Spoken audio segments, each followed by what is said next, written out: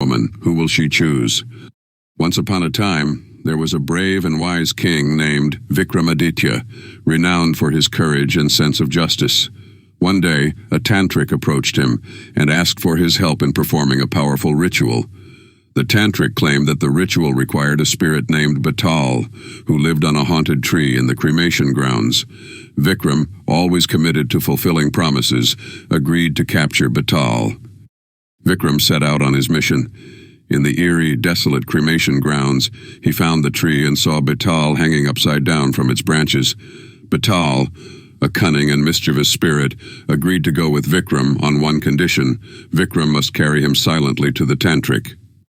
As Vikram carried Betal on his shoulders, the spirit began narrating a fascinating story to him. The tale was filled with moral dilemmas and ended with a challenging question. At the end of each story, Betal asked Vikram to answer the question. One of Betal's stories went like this. Once there lived a beautiful and virtuous woman in a small town. She had 3 suitors, all of whom loved her deeply and wished to marry her. However, before she could decide whom to marry, the woman tragically fell ill and passed away. The 3 suitors were devastated by her death. Each grieved in his own way, but vowed never to forget her. As fate would have it, each man's unique skill came into play after her death. The first suitor was a scholar who had mastered ancient texts and mystical knowledge. He used his learning to construct a ritual to resurrect the dead. He claimed that he could bring the woman back to life. The second suitor was a great traveler who had access to a magical vessel that could take him anywhere in the blink of an eye. He volunteered to retrieve the materials required for the resurrection ritual from distant lands. The third suitor was a carpenter with extraordinary craftsmanship. He promised to build a perfect coffin to preserve the woman's body until she could be brought back to life.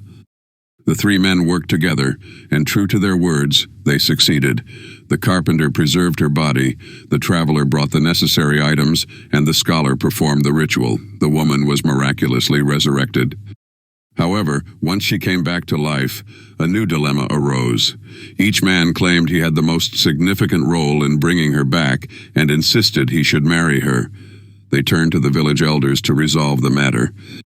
At this point in the narration, Betal posed his question to King Vikramaditya. Who among the 3 men deserves to marry the woman and why? Vikramaditya pondered and then replied, The scholar deserves the least credit because he merely applied his knowledge, which is a duty expected of a learned man.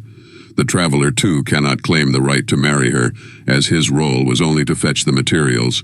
However, the carpenter devoted himself to preserving her body with great skill and care. His effort demonstrates the deepest commitment and love. Therefore, the carpenter deserves to marry her. Hearing Vikramaditya's answer, Betal laughed and escaped back to the tree, leaving Vikram to repeat his arduous task once more.